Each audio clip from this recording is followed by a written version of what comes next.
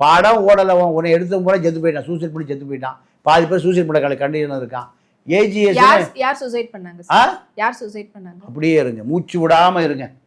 இவரால் செத்து போன தயாரிப்பாளர் பட்டியல் இருக்குல்ல, அதாவது கைய கால ஆத்துல கட்டிட்டு குதி செத்து போயிட்டான்ல, எங்க கட்டிட்டு குதி செத்து போயிட்டான். ஆனா அது இவரை மட்டும் தான் வச்சு படம் எடுத்தவங்க, இவரை மட்டும் படம் வச்சு எடுத்தவன் தான், இவரை வச்சு படம் எடுத்தவன் தான். ஆமா, செத்து போன பட்டியலை சொல்றேன் கேட்டுங்க.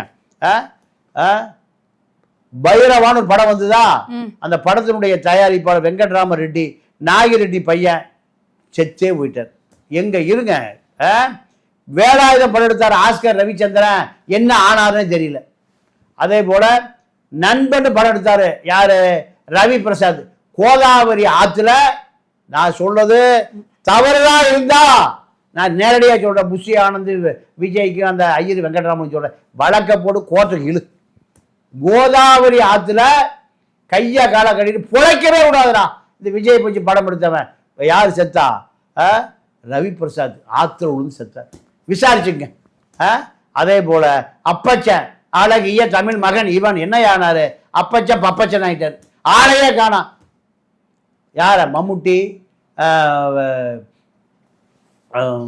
மோகன்லால் வச்சு படம் எடுத்தவர். காவலன் படம் எடுத்த வெங்கட்ராம ரெட்டி என்ன ஆடான்னு தெரியல. போக்கரி படம் எடுத்த ரமேஷ் பாபு தாடி வீசியமா தெருவா அலைகிறாரு.